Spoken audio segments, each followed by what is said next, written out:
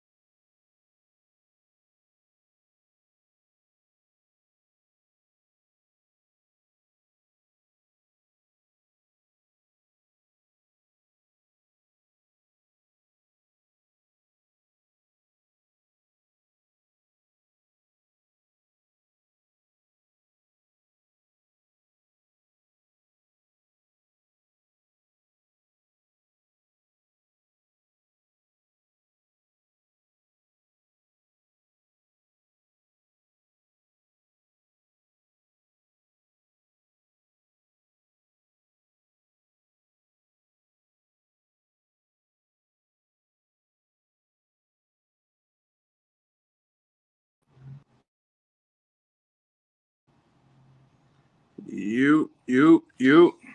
Can y'all hear me? Let me know if y'all can hear me, man. I got 3 people in the building. Let me know if y'all can hear me.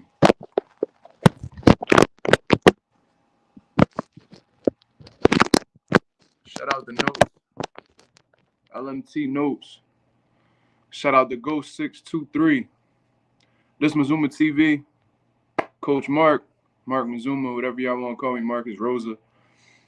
Back in the building, man, with some more boxing talk. Shout out to the Mazuma Nation. Shout out to the Mazuma Mob. We back in the building. 5 people. That might be a record right there. That might be a new PR for me right there. I never had 5 people on YouTube live before. But welcome. Um, let's get into let's get into Terence Crawford and Errol Spence, man. It's officially fight day. You know what I mean? We've been waiting for years for this fight. Waiting for years. Yes, Notes. Definitely gonna be a good day today, man. I ain't letting nothing fuck with me today. You better believe that. For sure. But it's officially fight day, man. Errol Spence, Terence Crawford, they about to get that shit on.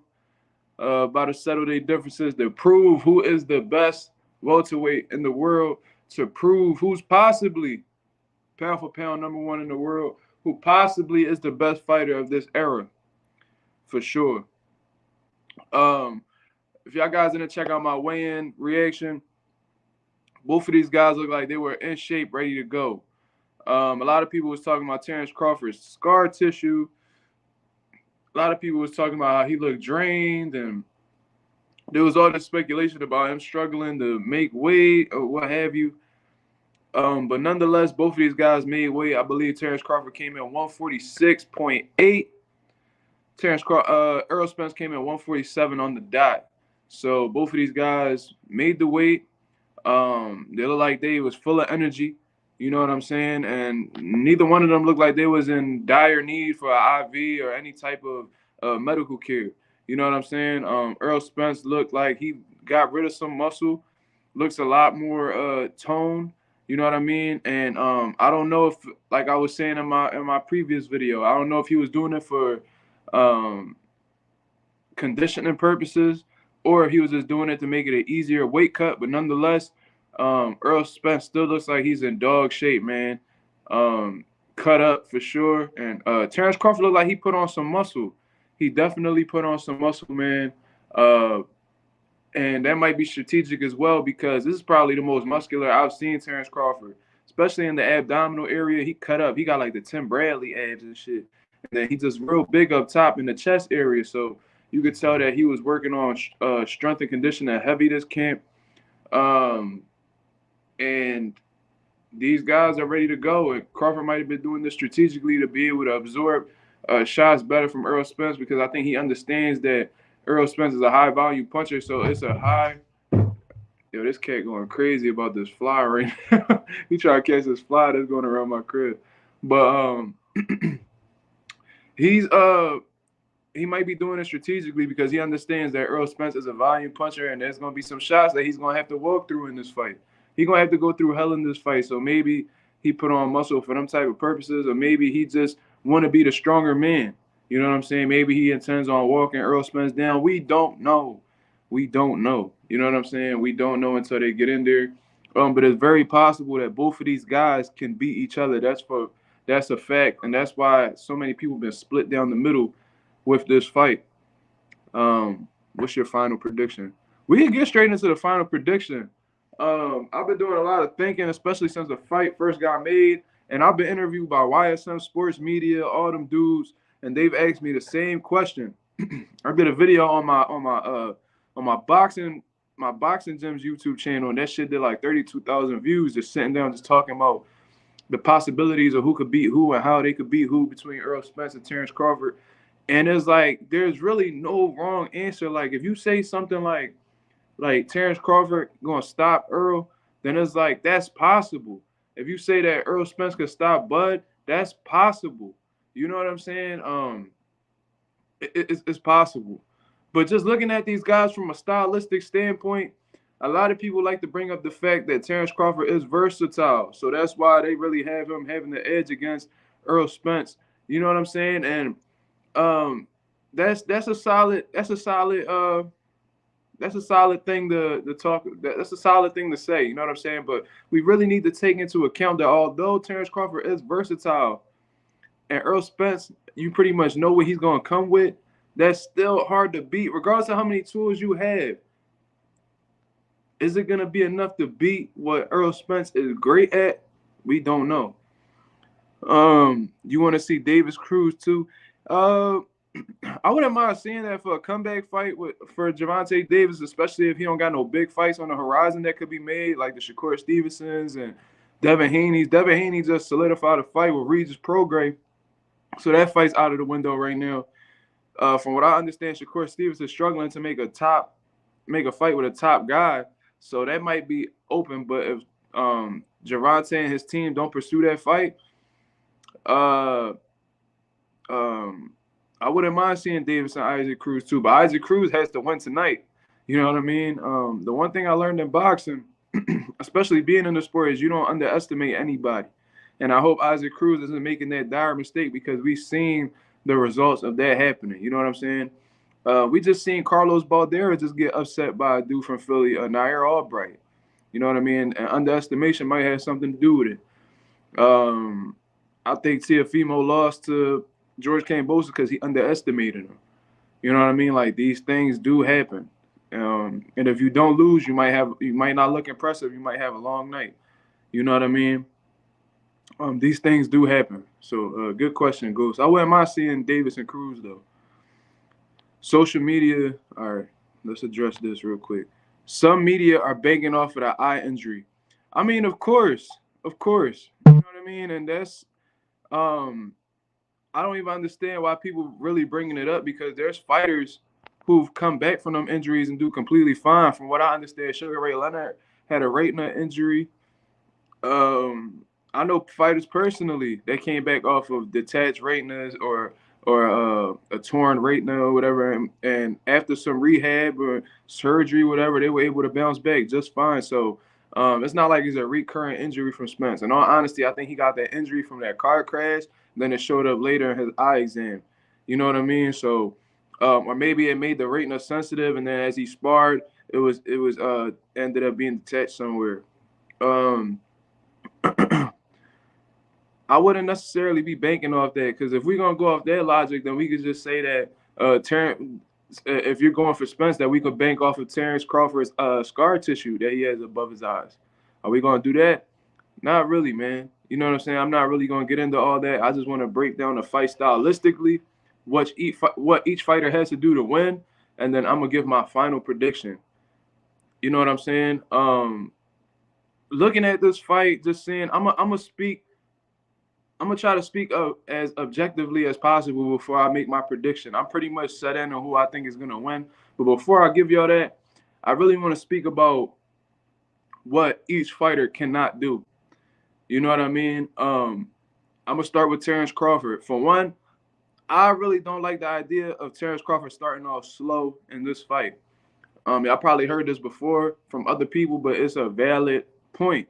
You know what I'm saying? I don't think Terence Crawford could come in slow against Errol Spence because Errol Spence is a type dude who, as soon as the bell rings, he's letting his hands go. You know what I mean? He's not throwing nothing reckless, but he's like he says in his interviews with the Pivot podcast that he just constantly putting his stuff out there, just touching you, just touching you, just touching you, not loading up on everything, but just keeping you thinking, keeping you thinking. You know what I mean? Keeping you on the defensive end of things. Crawford, if he starts off slow, he could see himself down 4-0, 3-1, 4-1, whatever, going into the 6th round. And that's something that Terence Crawford cannot afford to do in this kind of fight because if he's just banking off of hurting Errol Spence, who is as durable as he is, that might be a pretty risky thing to do. It might be a real that's a real gamble. You know what I'm saying? Because there's no guarantee that Terence Crawford could hurt Errol Spence. Despite that knockout streak that he's currently on, neither one of them dudes that he has fought is on the level of Errol Spence. In my opinion, I don't think they have the level of grit and durability that Errol Spence has. Even Sean Porter, they said that he wasn't training hard for that fight. So I can't see Terence Crawford starting slow. Another thing, Terence Crawford has to hurt Errol Spence in this fight, man. Regardless of how he goes about it, if he plays a counter-puncher role, if he decides to be the aggressor, whatever he does, man, he cannot, man. Bro, just thinking about it, that shit, I'm thinking of so many things right now that shit just completely threw me off. I even forgot what my point was. I'm sorry, y'all. But if y'all could refresh me on that, what I was just talking about, because this cat distracted me and all this other shit. After that crash, Errol isn't the same. That's what a lot of people saying too, and he might not. But regardless of whether he is the same or not, he's still an elite level fighter. He's still the unified champion of the world. And there's not 5 people or 3 people in his weight class that you could say could beat him or he hasn't beat already. So, and he's an undefeated fighter because nobody's really exposed him yet. You know what I'm saying? He's still a top dog. He's still a pound for pound. He's still a pound for pound fighter, man. He's still, in my opinion, he's a top 5 pound for pound fighter right now. You know what I mean? That's just me being honest. You know what I'm saying? So regardless of whether the crash happened or not, you was talking about if Crawford gonna play the counter puncher rule. Yeah, I had brought that up, but my main point was something that Terence Crawford cannot do. Oh yeah, he has to hurt Errol Spence. You know what I'm saying? Because considering how aggressive Errol Spence is and how often he comes forward, he has to hurt this man. If he does not hurt this man or give this man nothing to respect, he is going to bulldoze Terence Crawford. You know what I mean? I already been hearing because I like to listen to these interviews just to see where their mind frame is at and how they're approaching it from a mental standpoint. If you let somebody talk enough, you'll understand exactly where they're coming from, what their approach is going to be, and how they just overall look at their opponent. You know what I mean? And you could tell that that Bud has a healthy respect coming from Errol's side. Like, Errol really respects Terence Crawford and his abilities. You know what I'm saying? He's not underestimating him. You could tell that he's really locked in on this fight and is very aware of what Terence Crawford is capable of doing. He was talking about just being defensively responsible in this fight. And I think that's valid. You know what I mean? You have to be defensively responsible against a guy like Terence Crawford. Like, he's shown us time and time again, he has sneaky power. And he throws punches that you don't see coming. You know what I mean? Like when he fought Jose Benavidez, who knew he was going to throw that uppercut in between that combination he threw. Not real, like we didn't really see that coming. Jose Benavidez didn't see that coming. He was taking Crawford's punches well until he got hit with a shot he didn't see. When he fought Kell Brook, it was kind of like he just jabbed over the top of Kell Brook's jab. He just countered him. He just timed him while he was coming in. He ran into the punch, and it was kind of like a jab, but like kind of from like a hook kind of angle. You need to have some type of defensive responsibility against Terence Crawford, because if not, you will be hurt. And it's a good chance if Terence Crawford hurts you, he will get you out of there. He's one of the best finishers in boxing. You know what I'm saying? So, he has to hurt Errol Spence, man. He has to. If he don't give Errol nothing to respect, or if he hits Errol clean and Errol don't feel it or just feel like it was light, Terence Crawford gonna have a long night. So hopefully, he turned them punches over. He places them shots well, and he maintains some type of defensive responsibility as well, because Errol Spence could crack. You know what I mean? Hey. Shout out to Danny Bravo, man, all the way out in London. Shout out to Danny. Danny said, I'll be honest, Crawford gonna whoop him in 6 rounds, broski. I mean, you entitled to that opinion. You know what I mean?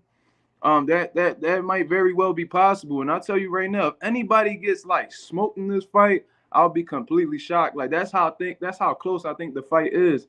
That if either one gets smoked, or if it's really a one-side ass whooping like Errol Spence says, I'll be completely shocked. 6 to 8 rounds. Okay. Mid to late rounds, that's what you're going with? Okay. Is the fight going to do 1 million pay-per-view buys? If it doesn't, it'll be extremely close. It'll do extremely close. Like, I like to gauge how well a fight's going to do according to how often the casual fans are bringing the fight up. It seems like it got a healthy mix between casual and hardcore boxing fans. From what I know, a lot of hardcore boxing fans are checking in for this fight. Obviously, it's the most meaningful fight in boxing, in my opinion, as of right now. And then we have the casual boxing fans who are posting all on Instagram, making comments. They reaching out to me like, yo, bro, who you got? I got to make this bet. Who you got? You know what I mean? Like, there's billboards on a 95. I just turned on my TV, and I got like Roku TV set up on my TV, and it has an advertisement for Spence Crawford on there. So, it's a lot of publicity going around the fight. You can tell a lot of people are going to be at the bars tonight, the strip clubs, wherever they at, and they're going to be giving it right there on the big screen. So it's a big fight. If it doesn't do 1 million pay-per-view buys, it'll definitely do close. Okay. Danny said a lot of casuals are not tuning in the UK. Well, over here, a lot of people talking about it. In the States, a lot of people talking about it. You know what I mean? Let me see. Yeah, so that's what it is. Shout out to my boy Josh, man.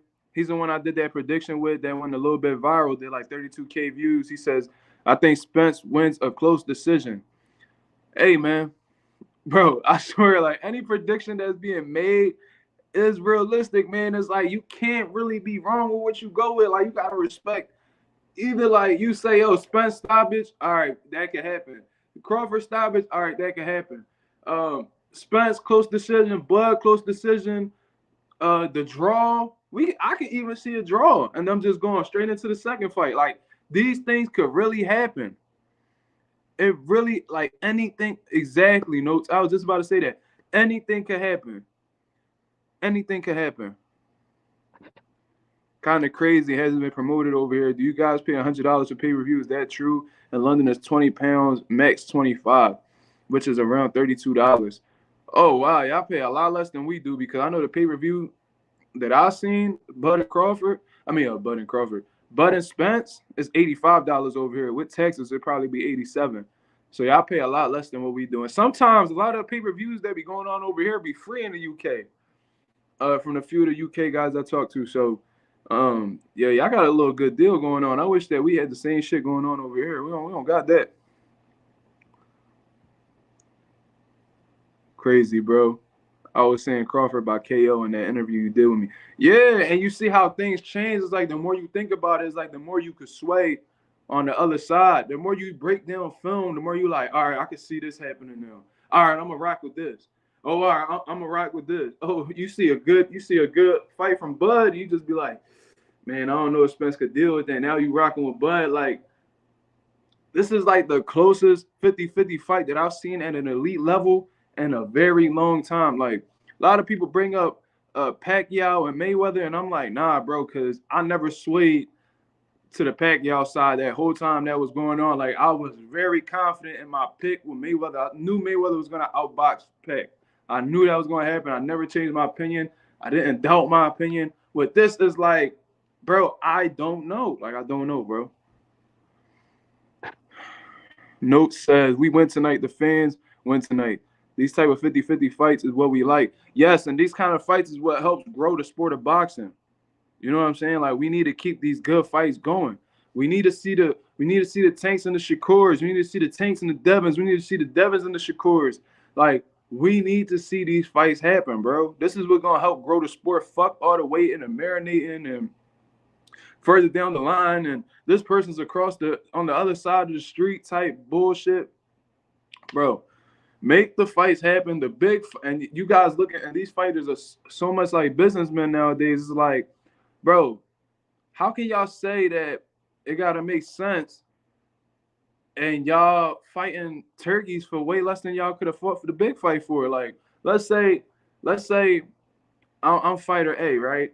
And fighter B been calling me out for years. And then I've just always been the type where it's like, man, we'll fight further down the road when it makes more sense.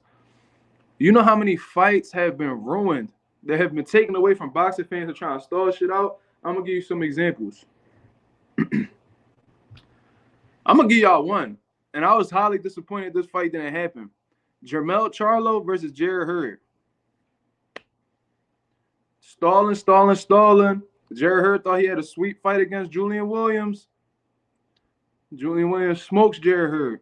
Jared Hurd hasn't been the same since. When Jared Hurd was at his peak, when he beat Erislandy Lara, when he was the first person to stop Austin Trout, he was on the road. They was calling him the Terminator. You know what I'm saying? Like they was really like gassing this dude up like he was the next big thing. And Charlo was like, nah, man, like I need that. He was calling him out after fights and calling him out while he was in the ring. All types of stuff. The fight never happened. And then Jermall, not too long after that, thank God he was able to avenge his loss, but he lost to Tony Harrison not too long afterwards. Fumbled the bag on that one, bro. And they almost fumbled the Pacquiao-Floyd bag. When Pacquiao got put to sleep by Marquez, they didn't know how Pacquiao was going to bounce back from that fight. So these things happen. I'm going to just give you one example. Jared Hurd, Jermall Charlo. You know what I mean? TNT Sports, $20 for the pay-per-view. Shit. I don't know if that's available over here, my brother. I don't know. But I got into telling y'all what Terence Crawford can't do. He cannot sit there and take his time and let them rounds go by and just be what's that, like what they be saying, calculating data, or you know what I'm saying, processing data, downloading information, whatever the fuck they talking about. Cannot do that. He needs to start fast. Just like how Errol Spence does, he has to meet that energy, because with somebody like Errol Spence, they feed off of momentum. And it's like a snowball. When it's rolling down the hill, it gets bigger and bigger and bigger. And the bigger it gets as it's going down the hill, the faster it's going, and the harder it is going to be to stop. That's Errol Spence. You know what I'm saying? So he has to neutralize that momentum ASAP. Whenever Errol gets a little bit of momentum, he has to find a way to take it away from him and make him start from the beginning. You know what I'm saying? And that could be done with setting traps, punching in between Errol's punches, throwing feints. You know what I'm saying? Like, he has to do these things. He has to bring out the total toolbox against Errol Spence if he wants to dominate how he believes he's going to dominate. He has to bring out everything. He's going to have to bring out everything. Whatever it is in the toolbox, he got to bring it out, and he got to put it to work. And that's just how it go. You know what I'm saying? Now, regarding Errol Spence, what he can't do, he can't be reckless. He cannot be reckless. As good as Terence Crawford's timing is, and how how fast and sneaky Terence Crawford could be, he has to be, like I was saying previously, he has to be defensively responsible. If he's not, he might touch that canvas, you know what I'm saying? Or he might get wobbled, and Terence Crawford will go for the kill, and that's not gonna go too well for him if it goes to that avenue. You know what I'm saying? Um, oh man. Also, I think Terence Crawford has to be mobile. Has to be mobile. You know what I mean? And Errol can't sit there and just be posing with Crawford neither. Like he likes to.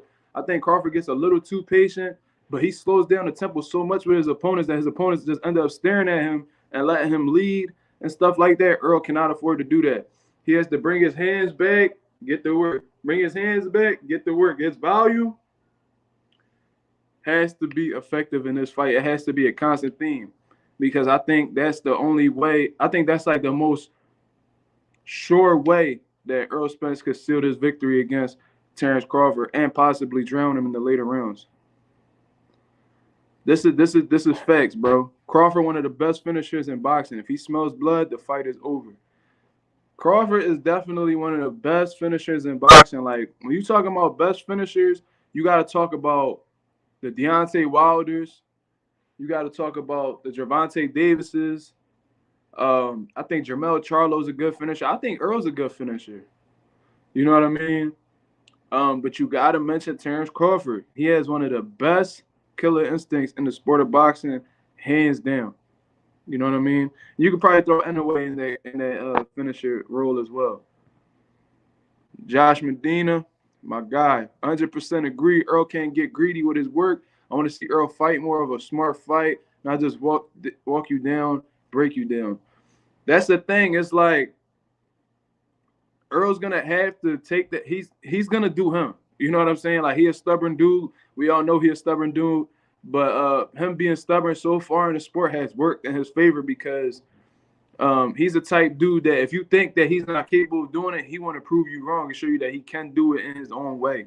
You know what I'm saying? Like they were saying, oh, Mikey Garcia is the better boxer. He's the more skilled boxer than Earl. Earl can't box with him. And what he do? He gave Mikey a boxing lesson. He outboxed Mikey. You know what I mean? He even said that he didn't want to go for the knockout. He just wanted to show everybody that he had the ability to outbox Mikey, the one that they said was a way smarter fighter and the better outboxer. You know what I mean? Of course. Who didn't see that? Did you see Plant violate? Yeah, Jermall. I think that's what you meant to say. Jermall. Bro, he slapped the fucking fire out Jermall, bro. Oh my God, that was a bad look. And Jermall, I don't know, man. He's a shaky dude. Like he likes to talk that talk, but there's not very few times where I've seen him walk it like he talking. You know what I'm saying? Like if you go back a few years back when he was like, that's another fight that didn't happen. Jermall versus Daniel Jacobs. Daniel Jacobs saw him at the Barclays, ran down on him like, yo, what's up, bro? Like, what's all this talk you talking? Next thing you know, Jermall stuttering. You know what I'm saying? He's stuttering. He talking real low. And then as Danny Jacobs starting to walk away, he started running his mouth again. You know what I mean? So that's a bad sign on itself right there. Then not too long ago, Jared Hurd reached over Jermall to swing at his brother. Nothing happened. I think Demetrius Andrade called him out during the press conference. He got real quiet and, you know what I mean, seemed like a little discouraged. You know what I mean? These things I do remember. And now, well, all that stuff that you talking, the very little that you do, Caleb Plant slaps fire out you, bro. Slapped the taste out your mouth in front of everybody. He slapped you in front of your ex-wife. He slapped you in front of your homies. And what's the crazy thing is, the crazy thing about this, yeah, yo, completely forgot about that. David Benavidez pushed Jermall at a fight. Went up to him and just, you know what I'm saying? Just like big boyed him, man, fuck. And Charlo did not do a single thing, bro. Neither one of them did a single thing. Bro, these things is just, it's starting to look like, but he quick to slap the phone out of a fan's hand. But when another fighter in front of you, all of a sudden you hesitant and you gunshot now. The reality of the situation is a lot of these dudes is only tough inside of the ring. And there's nothing wrong with that. Like, not everybody gangster, not everybody got the heart to throw their hands outside of the ring. Like, it takes a lot of courage to fight. You know what I'm saying? That's why a lot of people don't do this. But they only willing to be violent when it's under sanctioning, when it's under a sanctioned sport like boxing. A lot of people don't want to take it there where boxing will be the least of your problems when you're out in a street fight, when people got bottles or somebody swing at you with a bat, or you could possibly get jumped. You know what I mean? There's so many scenarios that can happen in the street fight, and a lot of people are not prepared for that. Oh, that's 78. Yo, 78 Sports TV. That's my guy, man. Yo, listen, I've been watching 78 Sports TV since I was like 12, 13 years old, bro. I'm 25 years old now. I was watching 78 Sports when he was Mad Black Man. And he was just speaking from a conscious perspective. Ever since then, all the way till he came up and started talking boxing. I remember his debates with Blood Boxing. I remember they did a debate on who had the better resume between Tito Trinidad and Sugar Ray Leonard. Like, I remember all the way from back then. Bro, loved watching them debates, bro. Yo, 78 Sports is a legend, bro. Shout out to the LDBC, bro. Shout out to them. Man, that's crazy that he watching my live right now. That's, yo, salute 78. Much love, bro. I don't know if you, I follow you on Instagram and all. I sent you a couple DMs and all. MarkMazuma on Instagram. Yeah, bro. I joined one of your lives one time to talk about Joshua and Wilder. But that's dope, bro. Damn, that's crazy. I'd have never thought. Shout out to 78 Sports TV, bro. One of the best, if not the best, boxing talk on the internet, bro. So shout out to 78. But damn, that threw me off. That's crazy. That's dope though. Shit. I look up to 78. That's a good dude right there. He said, bad luck on Charlo, no lie. He waited till security tried to hold him back when playing violated. Yeah, bro. It was a lot of hesitation because when he got slapped, like his instinct wasn't even to move forward or go to him or nothing. He literally just stood there, like looked over, gave him like the side look, and was just like really? But it was like, bro, why didn't you do anything? Like I don't understand, bro. And then what was crazy was he had homies with him too. And they just stared at him too. They just stared at him too and was like, I'm like, bro, everybody on your team gunshot. Like, are you serious, bro? Like, are you crazy? Like, the only one who popped off was like his ex-wife. I think his ex-wife threw a shoe at him or something. And I'm like, bro, I watched that video like 20 times, bro. But yeah, back to what 78 said. Charlo needs to pump the brakes on the tough guy acts. That's facts, bro. Like, if y'all not really like that, it's okay to not be like that, bro. There's plenty of people out here that's not with the shits like that. There's plenty of people out here that's pacifists on the low. Like they could throw some punches in the ring, but when it comes to actual fights or whatever, they more hesitant, they more laid back, they more non-confrontational. And that's cool. There's nothing wrong with that. There's nothing wrong with that at all. At all, bro. But don't be running your mouth acting like you on that type time, and then when shit hit the fan, you know what I'm saying? Shit just not adding up. Now you looking crazy. You know what I'm saying? So that's something that they really got to take into consideration. They need to decide whether they with the shits or they not with the shits. You know what I mean? Based off his actions, he not really with that. You know what I'm saying? Because Caleb Plant, you can always think about, bro, I know just like off of my previous situation and stuff like that, somebody do that to me, I don't give a fuck what the situation is, what their background is, whatever. You know what I'm saying? You're going to have to really like, you know, you're going to have to really hurt me because if not, shit really going to get dark. And that's just from situations I had in Philly and even at boxing events. You know what I'm saying? So, yeah. Charlo from that environment, he's supposed to respond immediately where we from. Yep. I agree with you. Definitely agree with you. Yeah. But like I was saying with Errol Spence, what's your take on Devin Regis? Honestly, bro, I think that Regis is tailor-made for somebody like Devin Haney. I'm gonna keep it real with you, bro. I think especially since the fights we've been seeing for Regis. He's a strong puncher. He could definitely hurt you in one shot. He could definitely get you up out of there if you in his way. You know what I'm saying? Like if you stand in front of him, it's a likelihood he might hit you with some shit.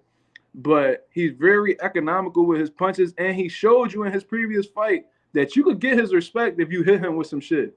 You know what I'm saying? Like if you hit him with some good stuff, you definitely gonna get his attention, and he's gonna be a lot more cautious. Like we seen this in his last fight. Like the dude he fought obviously was strong, but you could tell they was like levels apart. But at the same time, it was like Regis didn't really want to take those chances. You know what I'm saying? And Devin might not be the biggest puncher, but if he hits you enough, that could start to add up. I don't care who you are, bro. If you let somebody hit you enough, it's gonna wear away at you eventually. And I think with Devin Haney's reach, his boxing ability, his good feet, him understanding the distance real well, great jab, and how the way he puts his combinations behind his jab, I think that he could honestly outbox Regis and get a wide cut unanimous decision. I don't know if he could stop Regis. I don't know exactly. I can't see a stoppage happening, but I can see him like really blowing him out the water on the scorecards. You know what I mean? What's the next big fight that happened after Errol Bud? Now, if we speaking like Errol Spence, like who, it depends on who wins that fight. But I would love to see. I gotta see how Jermall and Canelo play out. You know what I mean? But I would like to see them guys. I would like to see them guys fight Jermall Charlo if Jermall is still undisputed by that time. You know what I mean? Like, I know he moved up 2 weight classes, so his belt's at 154, not on the line. But we got to see how he comes out of this Canelo fight. Because if he beats Canelo, most likely it might be a rematch. Or now Jermall got to play with the options whether he wants to stay at 68 or go back down to 54. We got to see. You know what I mean? Because if he beat Canelo, money definitely going to be talking afterwards. You know what I mean? But I would love to see. I know they got the same trainers. I know, but Dervinchenko and Danny Jacobs had the same trainers at one particular time, and they fought each other on HBO. Dervinchenko went to another trainer, and they fought. You know what I mean? So Jermall and Spence can't happen, and Errol Spence has acknowledged it that he will fight Jermall if the money right. And Jermall even said the same thing. Like if the bag right, they'll fight. You know what I'm saying? So that'd be a banger. That would be a hell of a fight. You know what I mean? He struggles with people who fights on the back foot, and Dev is the guy who gonna outbox him with his reach, and Dev will use all his advantages he had. Yeah, I think he just have I think like stylistically he's all wrong for Regis. You know what I mean? I think he's all wrong for Regis. I think Regis will have a real tough time. I think he will get smoked on the scorecards. Canelo Benavidez. We all know Canelo don't want that fight, man. I think he understands that he's on the decline now. And he understands the threat that Benavidez is, and he doesn't want to deal with somebody who. I'm gonna tell you something about Canelo, bro. Canelo's a good fighter. He's a good fighter. He's a pound for pound guy. You know what I mean? He's of that level. He's of top tier. He's been on a top level for a long time. Not the biggest fan of him, but I can keep it real. He has some deficiencies in his game that Benavidez could fully take advantage of. For example, Canelo does not like to fight on the back foot. He likes to be the aggressor, right? So when he fights on the back foot, he's uncomfortable with it, which a lot of people are. You'd be surprised how many fighters can't fight going backwards. You know what I'm saying?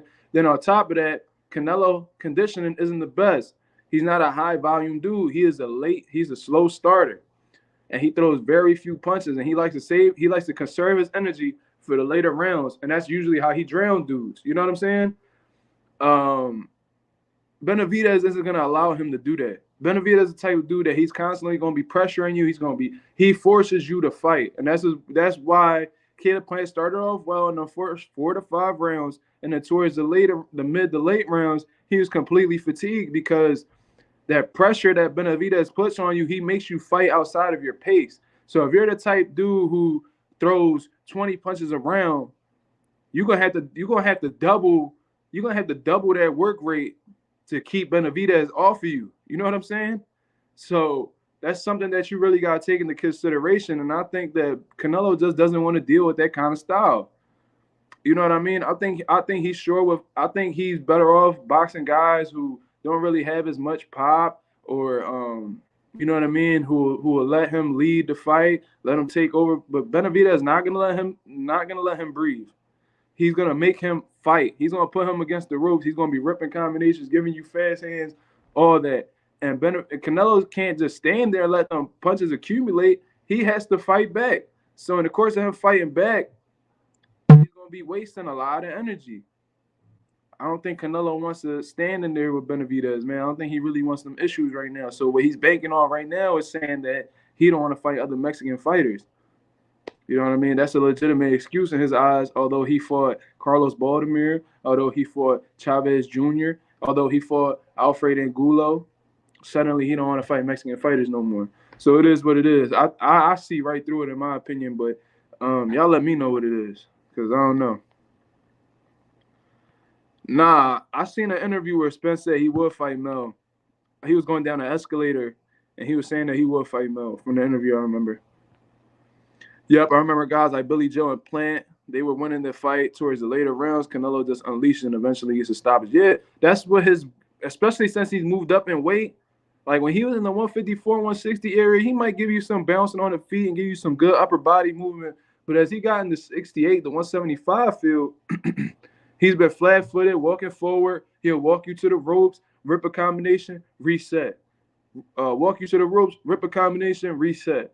Let some hands go. He'll throw some hooks, some strong hooks. Boom, boom, boom, boom. Walk to you with the high guard. He might give you some upper body movement here and there. Rip, rip, rip. And then eventually, a lot of these dudes, they're gonna be so like mentally, they're gonna have so much mental pressure on them and physical pressure from Canelo that they start to fatigue from a mental and a physical standpoint in the later rounds. And that's what Canelo will just pounce on you and hit you with some good shots. You know what I mean? Because Kovalev was winning the fight, and then he started showing signs of fatigue, and that's when Canelo caught him with a good shot inside his guard and then finished him off. Billy Joe, he just got hit with a sharp uppercut, but he was falling. He was starting to deteriorate from the pressure as well. Caleb Plant just was exhausted. You know what I mean? He just got hit with an uppercut from some lazy defense, and that was all she wrote. Yeah, like you show Canelo you got no power, he will run right through. Yeah, you got to give him something to respect. And if you don't really got big power like that, then you got to give him. You got to constantly let your hands go. You know what I mean? Like Bivol, not the biggest puncher, but he has solid pop and he has a lot of volume. So that was what really troubled Canelo, was the volume and the constant punches that he was letting go. He couldn't keep up with that pace, and that's why he was fatigued in those mid rounds, and he was just trying to survive in them later rounds. I hope Mel stops Canelo. If Mel stops Canelo, bro, his stock is going to shoot through the roof, bro. His stock. Yep, Bivol definitely stayed busy. Bivol stayed busy as hell, and he wasn't falling to Canelo's mind games neither. Like Canelo was like trying to taunt him and trying to get him to do certain things, and Bivol was like, "Man, I already won the round." Like he would step back and just look at Canelo like, "You really about to lose this round?"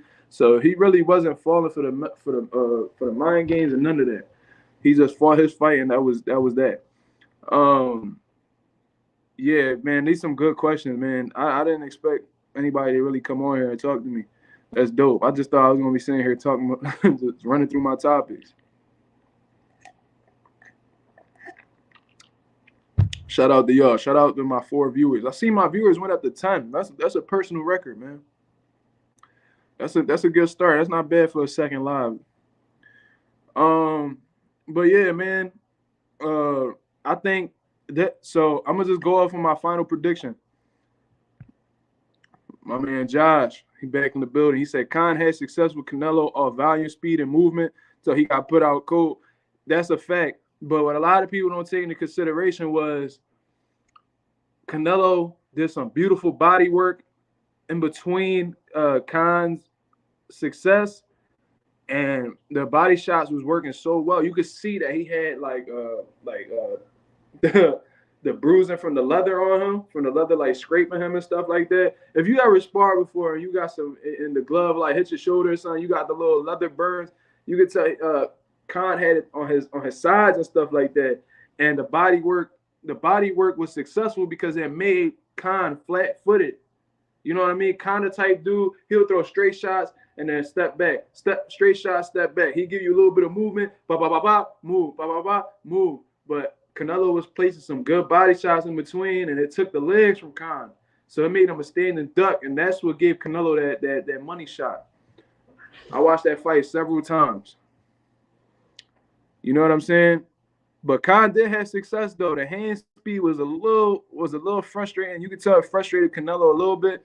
But with his maturity and him being in the game so long, he knew, all right, let me stay composed and just let me just place these shots on him. I'm the bigger, stronger guy. Let me place these shots. And the body work caught up to him. You know what I'm saying? He landed some good body shots.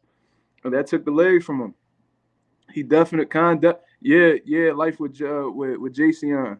Khan did have success. A lot of people slept on that. He kind of gave you like a little blueprint to go with, but he wasn't able to finish it, so people disregarded his performance. But he did well. But Canelo made the right adjustment. He took the legs from Khan. That's what set up that money shot. You know what I'm saying? Nah, Mark, I told you, bro. People like listening to you, bro. I appreciate that. No, thank you, man. You've been very supportive, man. I appreciate that. You could have easily disregarded my channel. I appreciate everybody that's checking in right now. I got like a good 15 minutes left. I want to do like 1 hour. I want to start doing like 1 hour type streams and then just going from there. Salute to JCN, man. Salute. But I want to get to my final prediction. Y'all give some good questions, but let me get to my final prediction. Just looking at what these guys are both capable of, I could very well be wrong. You know what I'm saying? Maybe after the stream, I'll start leaning towards another side. But my final prediction, I have Errol Spence beating Terence Crawford by unanimous decision. Wouldn't be surprised if it was 8-4, 7-5, what have you. But I think Earl's volume. I think Errol is very locked in, man. I think he's very locked in. And I think that he has a game plan that he's going to really stick behind. You know what I mean? Terence Crawford, the type dude, that he likes to do things instinctually. I think that he likes to do things. I think he likes to do shit off of the fly. And I could tell that Errol Spence really been studying Terence Crawford. He even knew he didn't like hot sauce from like a small time interview on somebody's small channel. So he really been locked in, watching this dude, watching his habits in the ring, seeing shots that he could seeing things that he could take advantage of, seeing holes in his game. I think Errol was a true student this camp, and he put the work in the matches. So I think he's gonna be more prepared from a mental standpoint. I think he's gonna be just as prepared, if not more prepared, from a physical standpoint in terms of being in shape. And this is a big goal of his. He's very driven, man. You could see it in his face and his body language. You can see it in Crawford's too. Don't get it wrong, but I just think Errol is just in another zone right now, and that might not be enough to win the fight. So let me start talking about the stylistic things. Crawford has a tendency when he gets hit with a good shot that he likes to fight fire with fire. And I think that that's something that could play into Errol Spence's benefit. You know what I'm saying? Because that's going to allow Errol Spence to establish his game even more. Because if Crawford's mobile, if Crawford is outboxing and setting traps and turning Errol, he's going to he might get Errol frustrated and might have Errol looking for him all night. But if he stands in front of Errol and tries to try to hit Errol with these big shots, it's going to leave opportunities open for Errol Spence to take advantage of. You know what I'm saying? Yeah, 11:45 can't come any sooner. Facts. He said if Bud win, he definitely an all-time great. He already a Hall of Famer in my opinion, but two-time undisputed, bro. Nobody has done that amongst the males yet. So if he do that, then he just opened up a whole new standard to live by. You know what I'm saying? Because when Terence Crawford got undisputed the first time, I remember everybody else wanted to be undisputed. You know what I mean? Because Floyd didn't really care about that. Pacquiao didn't really care about that. But Bud almost made it cool in this era to become undisputed. You know what I mean? That afterwards, Usyk followed up and all these other guys, Jermall and everybody else, Devin Haney's. So if he becomes 2-time undisputed, then he just raising the goalpost, and this is gonna motivate the other top guys to go up to another weight class and become undisputed there. So definitely gonna be an all-time great and a trendsetter in this era for sure. He gonna be the best fighter of this era. I'll tell you that right now. Um, I'm calling it. You know what I mean? But I think that sometimes Bud gets a little emotional in there, and he tries to fight fire with fire. And I think that play into Errol Spence's style. You know what I mean? Also, because Bud is a slow starter, he might have to pick up the pace even more with Errol. Who knows if Bud has the stamina to trade with Errol consistently throughout 12 rounds. We all know Errol could throw 1,000 punches in a 12-round fight and still have a full gas tank. We've seen this happen. You know what I'm saying? Do we know if Bud could do that? No, because he fights at a slower pace, and he usually gets his opponents out of there. Like, none of his fights that went to a decision since he's been at 140. You know what I mean? Bud was emotional. But we seen him emotional before. We seen him emotional with Hank Lundy. I think Derry John got him pissed off one time. Kel Brook got him pissed off at the weigh-in one time. So emotions might be something that makes Bud better. There's some people who get frustrated and they fall off their game, and then there's people who get frustrated and get more locked in. You know what I mean? So that might play to his benefit. We won't see until tonight. And even though he was emotional, he wasn't emotional towards Errol. You know what I mean? He was just emotional towards dude Jose Benavidez. That's another one. He swung on Benavidez at the weigh-in, and that fueled him. But that anger, why that might not be valid, is because that anger wasn't towards Errol Spence. It was towards somebody in the crowd. You know what I'm saying? Because shortly afterwards, he was still showing Spence respect and was still composed. Like, even though they was talking trash to each other, Terence didn't jump out the face. He didn't act crazy. You know what I'm saying? He was just, you know what I mean? It is a double-sided sword. Exactly, Josh. Yeah. It could hurt him. It could help him. We won't know until fight night, but based off of what I've seen with Terence Crawford, usually when he gets mad at an opponent, it motivates him and it makes him better. So it might work to his benefit. I don't know, man. Like, I could really see Errol Spence's activity just being too much for Crawford and him just getting a unanimous decision. However, if Errol is not responsible defensively, he could get timed with a good shot. It could get hurt. And even if he might not get dropped or whatever, get a standing 8 count, whatever the situation is, Crawford could get them. He could win those rounds. Because if Errol Spence comes out banging away, just being active, and then Crawford hitting with some sharp shit and hurts him, the judges are going to completely disregard all of the work rate that Errol put in. They just going to notice that he got hurt, and if he doesn't recover well by the end of the round or hurts Crawford in response, they're going to give that round to Terence Crawford. That's just how the pros work.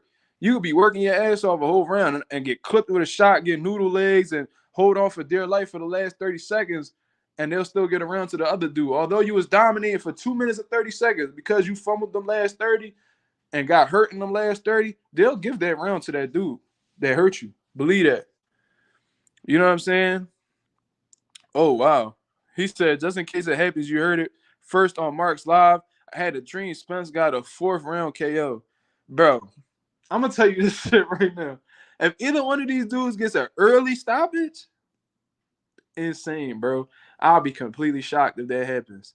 Completely shocked if that happens. Just like how Crawford and Jose Benavidez got lazy for 5 seconds. He had to pay the count. Exactly. I think Crawford's body shot was starting to pile up on Jose Benavidez too. And that's another underestimated thing about Terence Crawford's game. He has a solid inside game. His inside game might not be as good or consistent as Errol Spence's, but he places some brutal body shots, bro. Brutal body shots. We even seen it against Sean Porter. He hit Sean Porter with some mean body shots. And you could tell that wear it away at Sean Porter. I think that was one of the things, that was one of his keys to knocking out Sean Porter, in all honesty. If Errol leaves some openings downstairs, I think Crawford would take full advantage of that. He could hurt him up top too. You know what I mean? So, man, I got Errol by decision, but I wouldn't be surprised if it went another way. That's just me. That's just me. That's what I think. You know what I mean? I could very much be wrong. And if I'm wrong, I'm gonna come on Sunday and I'm gonna admit I'm wrong, and we can continue moving forward from there. Because at this point, you can't even be mad if you get a prediction wrong with a fight this close. You know what I mean? You just gotta appreciate that the fight is happening, and that's that. Benavidez had success with Crawford also. Yes, he did. Benavidez's range was troubling Crawford. Crawford used to being the one who has the longer reach and just establishing himself from the outside. He wasn't able to really get that off of Benavidez, so he had to find different ways. You know what I'm saying? And he made the adjustment. He was able to get the victory. But Benavidez did have success with Crawford. Maybe if he didn't have a dead leg, he probably would have presented even more problems. But yeah, Crawford found a way and he won. Had a dream Tank stopped Ryan the round he did, and it happened, bro. Told my cousin to bet since he was betting, but he didn't make the bet. Ah, man. Bro, I'm terrible, bro. I lose bets. I can't, bro. I rarely win bets. I got Spence doctor stoppage. That was how his last. I think that's what happened with Ugas. I think the doctor stopped it because he broke his orbital. Bro, yo, I'm so glad you brought that up. I completely forgot about that. Shout out to Ghost 623. It's Crawford's mom's birthday today. So you already know that he not trying to lose because he's not trying to lose at all. But then on top of that, it's his mom's birthday. You know what I'm saying? And Derek James was talking crazy like, don't bring your dress shoes, mama. Because like pretty much saying like don't try to celebrate because y'all gonna lose. Crawford gotta have a whole different type of motivation on this. His mom's birthday. His mom gonna be in the crowd, and he wants to give her a victory for her birthday. So you already know he locked in too. Because he's not trying to lose in front of his mom and not on his mom's birthday. So these things gotta be taken. It was like when I think when Buster Douglas fought Mike, his mom had died not too long before that. You know what I'm saying? So he was already locked in on a different type of time because he just lost his mom, so he didn't give a fuck about nothing else. He was like, yo, I just lost my mom. Bro, I don't care about Mike, bro. I got a bigger situation going on, but I'm going to fight. Like, he said, man, I'm going to fight. And he had a whole different type of energy. Like, he didn't take no as an answer. So Crawford might, I'm not saying those are the same situations, but because it's Crawford's mom's birthday, I'm sure he's thinking about that. Like, man, I ain't about to lose on my mom's birthday. So he driven on a different level. You know what I'm saying?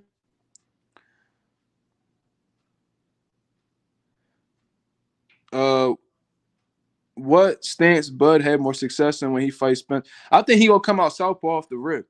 I think he gonna come out southpaw off the rip because, in all honesty, when you watch Crawford fight from the orthodox standpoint, he does tend to get hit a lot. I think he has a lot of defensive flaws on the orthodox side, but it's something about when he turns southpaw that he just switches up the whole dynamic of the fight. I think he's a lot sharper from the southpaw stance. I think he's just as powerful in either stance. In all honesty. His lead hand from the southpaw is dangerous because he's right-handed, so he has a lot of power in that right hand, but he's very capable of hurting you with the left hand too. So I think that he's going to be southpaw off the rip. I don't really see him being orthodox too much in this fight. I'll be surprised if he come out orthodox against Spence, in all honesty. I think he'll come out southpaw off the rip. I'll be willing to bet on that. That Reese was giving Crawford trouble. Facts. Crawford lose on his mom's birthday, bro. Yeah, he's not going to be able to live that one down. You know what I mean? That's going to really bother him. Yeah. That's exactly what Derek James said. He said she won't be dancing on the 29th. Yeah, I remember that. If he loses everyone, it's July 29th. He gonna think about it. Yeah. No doubt. So yeah, man, that's what I'm rocking with, bro. I think Errol's activity. I think him being so locked in. I know his game plan. Derek James gonna come out with a solid game plan, bro. I already know. I think he's the best trainer in boxing right now. And I know they've been working on bringing their hands back and just being moving diligently on the defensive aspect. So, yeah, bro, I think Spence gonna really pull it off. But I'm gonna tell y'all this: I think both of these guys are gonna take some punishment, man. Not some. I think both of these guys are gonna take a lot of punishment. If they run it back, they're gonna take even more punishment. This is the kind of fight that, although it is exciting for other fighters, it's very dangerous for both of them. I think that it's gonna I think it's gonna take some time off of their career, bro. I ain't gonna lie to you. I think that they're gonna take a lot of punishment from each other. because both of these guys are dogs. They both want to hurt each other. They both got something to prove, and they're not trying to run from each other. They really want to establish their dominance and really prove that they the uno. You know what I mean? So there's gonna be a lot of exchanges going back and forth. These dudes gonna be getting hit with some big blows, and you already know the more shots you take in boxing, the less you last. And I think, in all honesty, that this fight, whether it's a 1, 2 fight, 3 fight thing, it's gonna take some time off of their career for sure, bro. So we were like, it's entertaining for us, but it's definitely gonna take a toll on both of these guys, especially considering that Bud is in his mid-30s now. We really gotta take this into consideration. But yeah, no, it's definitely gonna be fun. Derrick James definitely gonna have a good game plan. I seen him in the office watching Bud's fights, and this is the thing, bro. These boxing trainers and these fighters, they be lying, bro. I'm gonna tell y'all why. Especially at an elite level. The last thing they want to do is lose, and they gotta understand that for them to maintain that high level, they have to remain students. So do you really believe these guys when they say they don't watch tape or that they don't study their opponents? Well, all this film that's out, because at a high level, all these guys are fighting on TV. All their fights is on YouTube and Vimeo, all this shit. Like, do you honestly believe that these guys don't watch each other? Come on, man. I don't believe that at all. Well, all the information that's online, you really that arrogant to not watch opponents at all. For you not to study tape at all. I don't know, man. I smell BS. That's just me though. You know what I'm saying? That's BS. Maybe in the amateurs, if you're like a novice type dude, and there's not really much film, there's nothing really for you to watch. Nobody really know y'all. There's not really footage out here of y'all boxing. So that, all right, I just gotta adjust on the fly and see what he come out with. But at a high level, where it's like y'all well known, y'all got hundreds of thousands, maybe million plus followers, and all y'all fights and training footage is online. You're not gonna watch that and be on top of your game and make sure these guys and not seeing what their flaws are, what you could take advantage of, and all that. Come on, man. Don't nobody believe that. Don't nobody believe that. You know what I mean? Not me. And I'm saying that being in the game, me being a part of 40 plus professional training camps, working with top pros, ranked 15 in the country, ranked number 8 in the country, like ranked in world sanctioning bodies. Like, come on, man. I know how this shit go. You know what I mean? But that's my prediction, y'all. Uh, I'm still stuck on the Caleb Plant and Jermall Charlo situation. I hope Jermall bounce back, man. It seems like he really can't catch a break. He been having trouble with his ex-wife, with the custody of his kids, with his alcohol abuse and whatever he going through, man. And then now he's having drama with his brother and his brother's wife. Uh, all that stuff, man. He's just going through a lot. He's balancing a lot of issues right now. Hopefully he able to overcome that. And hopefully that him getting into the ring and being a part of training camp will help alleviate things and uh help his mental health issues or whatever he got going on, man. Jermall Charlo is an amazing talent. I remember at one particular time I thought he was better than Jermall. You know what I mean? But he's been he's been on a downward spiral as of lately, and I just hope he bounce back, bro. Not the biggest fan of him, but I wouldn't wish some kind of mental health issues or alcoholism on anybody. That shit ruins families and all that. So I hope he's all right. You gonna be with Southpaw after the fight tomorrow? Yeah, Southpaw hit me up and told me he wanted me to come to his channel tomorrow to talk about the post fight. Jermall is not there mentally. It takes a good. Yeah, it do, bro. It do. You could see it. You know what I'm saying? He was crying on the Pivot podcast and all. Like he just not something's just not right. Or I don't know if it was the Pivot podcast. It was one of them Jones. He was on there with Jamal and he was like tearing up and really like trying to talk about what he going through. He didn't get really too specific on it, but you could tell he going through some things. You know what I mean? So I wish the best for that, man. I hope Ronnie Shields and his team are really there for him outside of boxing. You know what I mean? Because he need all the, the love he could get. Because he certainly ain't getting it from his ex-wife. You know what I'm saying? Yeah, man.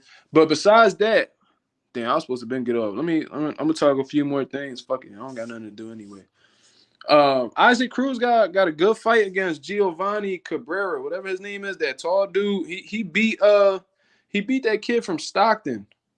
He beat that kid from Stockton, and I watched that fight. That dude got some skills. He with Freddie Roach. You know Freddie Roach ain't gonna deal with you unless, you know what I'm saying, you got some type of potential. So that kid might, and because he's so tall and rangy, he might give Isaac some problems. And because Isaac, like, he likes to throw everything hard, and a lot of his stuff be telegraphed, and he be lunging with his punches a lot. There's a lot of flaws that he could take advantage of if he goes about it the right way. You know what I'm saying? But I think Cruz's confidence is on a whole different level, especially after that Tank fight. His aggression is top notch. He throws some great body shots. He's real. His defense isn't bad neither. Like, I think a lot of people get good defense and flashy defense mixed up. Like, he has a tight high guard, and even when he boxed Tank, although one of Tank's hands was injured, there was a lot of shots he was catching on the gloves, and he was avoiding a lot of big shots. I never really see Isaac really get like cracked like that. So he got some. He responsible with his defense. So you know what I'm saying. But what I do notice is that Isaac is like really pressed on that Tank fight. And hopefully he's not too pressed on that Tank fight, because that could really he could really get upset in this fight, and they're not even gonna look his way. So he needs to stay focused on his opponent, be humble, have a healthy amount of respect for him, and go about things the right way. Hopefully he put the work in, you know what I mean, and just go about it from there. Tank beat on one hand. We used to Tank getting the KO, and since Tank couldn't get the stoppage, all of a sudden Tank. Now, I never thought Tank lost. Never thought Tank lost. I thought he outboxed him in one hand. You know what I mean? I thought he beat Isaac convincingly. That was actually one of Tank's better performances. I thought that performance was impressive.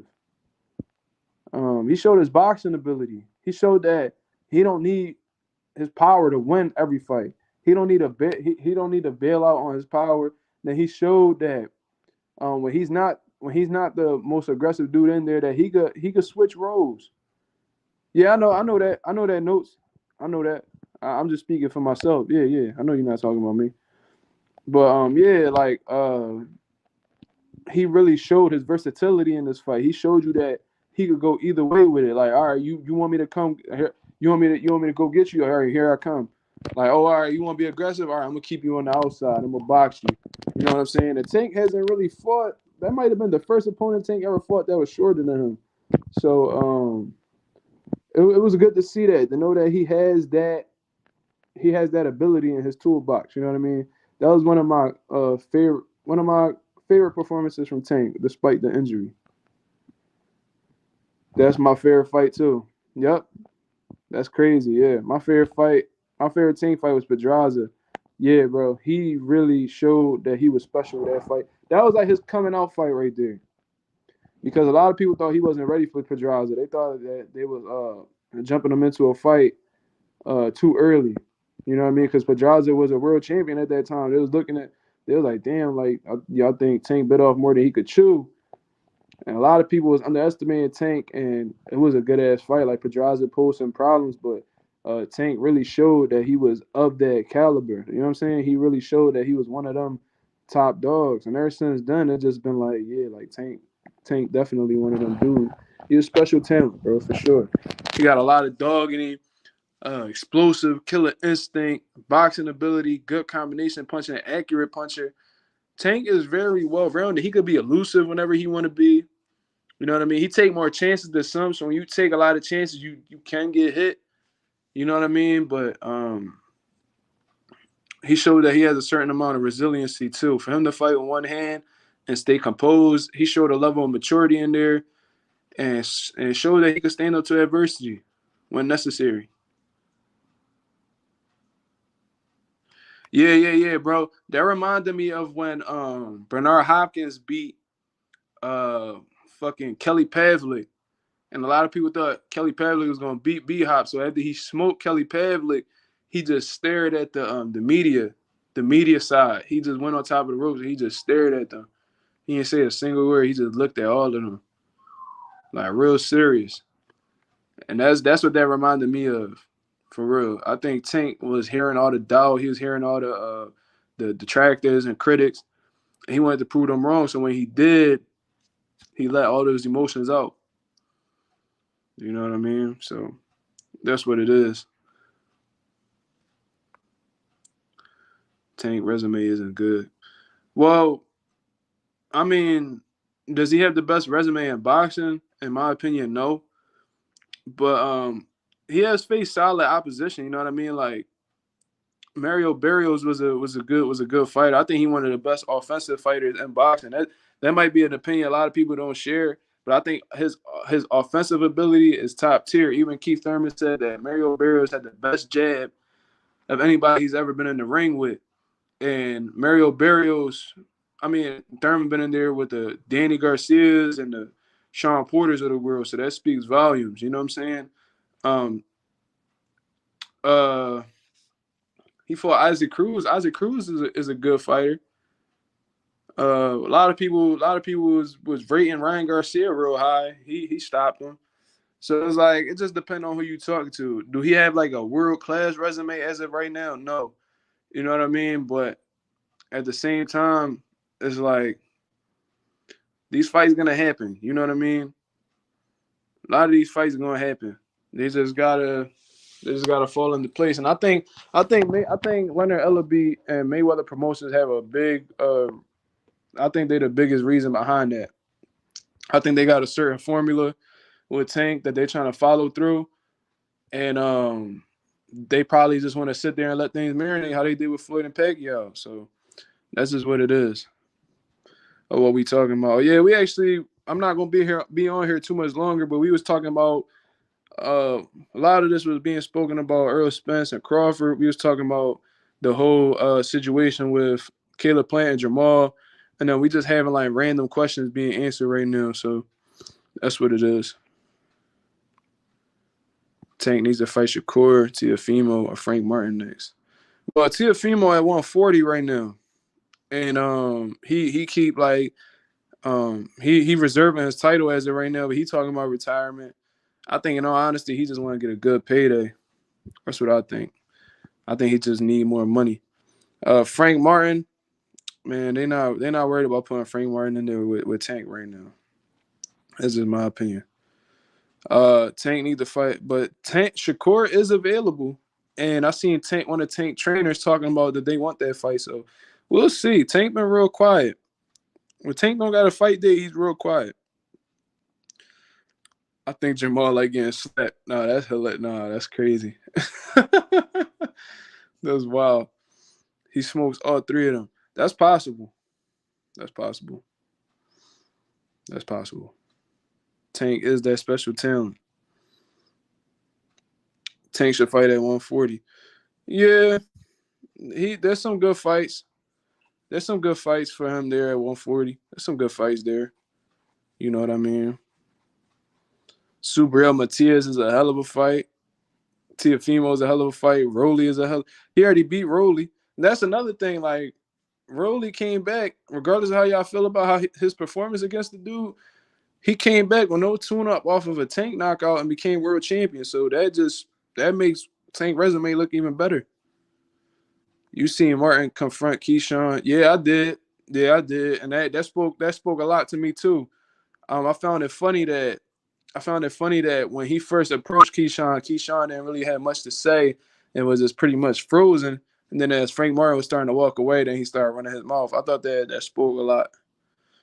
Um, and you could see when Keyshawn was trying to like poke his chest out against Frank, he was like, "Yo, like I'm really about that life. Like, cut all that tough shit out."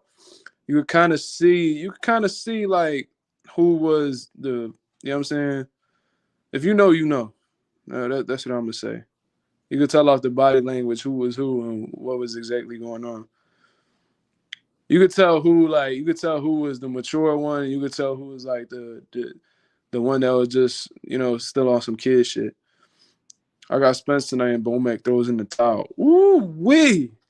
Yo, listen, after all that trash talk, if Bomac throw the towel, whoo, that's gonna be crazy. Man. I just want Tank to fight someone. He's 28, 29, had the chance to fight Loma 5 years straight and didn't. Well, that's true. But at the end of the day, it's like if you're not really involved in the business of boxing and stuff like that, you gotta understand like these higher ups have a lot to do with who you fight. You know what I'm saying? When you look at Bob Errol, like he likes to do, he likes to keep a lot of his shit in the house. And PBC does too, because they like to keep all the money to themselves. They don't really like to spread their money out with nobody until it absolutely makes sense. You know what I'm saying? So um, who knows, man? Maybe Mayweather Promotions didn't want that for Tank at this moment. Maybe they still wanted to make him a pay-per-view star. And then instead of they put him in there with Loma, that could really throw things off his course. So that's that. Keyshawn wasn't really with it. He looked like the camera influenced. Yeah, bro. If you peep, he was real quiet. And then one of the guys in the media was like, what do you think about fighting Frank Martin? And that's when he said, man, I feel like I beat up Frank Martin. And that's what just escalated everything. So he was real quiet until the media kind of instigated that. Yeah, we was just talking about that notes. Abdullah Mason. I haven't really watched too much of him. I think I've seen him on a couple top rank undercards. But I've been real big on I love to do Bruce Carrington. Bruce Carrington looks like he's the real deal. For sure. I understand he was on the Mayweather protection program. He just left 1 year ago, so that's good. But if you notice, Leonard Ellaby was with Tank for the Ryan Garcia fight. He was sitting there as if Mayweather Promotions had something to do with that fight. And it's more than likely that Leonard Ellaby had something to do with the business aspect of that fight happening. So he might not be contractually with Mayweather Promotions, but they probably still help him out and guide him. You know what I'm saying? Tank will always have that attachment to Floyd, no matter how much they beef. They always find a way to come back to each other. They might not have the most like loving or solid relationship, but they make it work. There's certain relationships you're gonna have with people where y'all consistently bump heads, but it's still love. You know what I mean? I got Devin being. Yeah, we spoke about that too. Yeah, I got Devin. I think stylistically, Devin has the advantage against Regis. I think Regis Taylor maybe somebody like Devin. I got Devin winning a wide unanimous decision against Regis. Have you checked in on Southpaw after that Fulton loss? Yeah, bro. This ain't the place where we gonna be talking crazy about, you know what I mean, people. Southpaw, a good friend of mine. I'm not with all that drama, you know what I'm saying? I ain't with all that drama. You need to go ask him that. You know what I mean? He been posting consistently on his channel, so what that tell you? I ain't with all that messy stuff, bro. You know what I mean? But all right, y'all, I'm gonna get up out of here, man. I appreciate everybody that tuned in. We got 9 viewers now. That's amazing, bro. I appreciate everybody who stopped in. That might not sound like a lot to all of y'all be having like hundreds of people on y'all lives and stuff like that. I see why he muted you, bro. You real messy. You know what I'm saying? I see why that's your name, Trolley. Yeah, I see why. You know what I'm saying? But that might not sound like a lot to y'all, but 9 viewers is a lot for me. You know what I mean? Especially my first stream was dibbling and dabbling between 1 and 2 viewers, so that's definitely a start. I appreciate you guys checking in on me, man. I like that y'all actually sit there and listen to my opinion. Feel free to subscribe, man, if y'all haven't already. Like I said, I got Errol Spence winning a unanimous decision against Bud tonight. Wouldn't be surprised if it went any other way, though. Much respect to both of these guys for making this fight happen, because they could have easily chalked it and even had us waiting even longer. You already know how the business of boxing goes. So salute to these guys for being in it for more than the money. They're in it for the legacy as well. And, man, the boxing world on fire right now. I'm just happy to be a part of it all. So y'all let me know what y'all guys think, man. I appreciate everybody that was checking in on the live. I'm on my way to 1,000 subscribers, man. Please, let's get there. Let's get there. I know with just me being consistent, I can make it happen. But let's make it happen ASAP, bro. You know what I mean? I'm real motivated. I'm finding a love for this YouTube content. So let's really get there, man. I appreciate everybody who's supporting me on this journey. And I appreciate y'all listening to me, and I appreciate y'all having this conversation with me tonight. This is one of the this is definitely the best live I've had so far. So let's keep the ball rolling, man. So that's pretty much it. This is Mazuma TV. Shout out to Mazuma Nation. Shout out to the Mazuma Mob. I'm out of here, man. Deuces.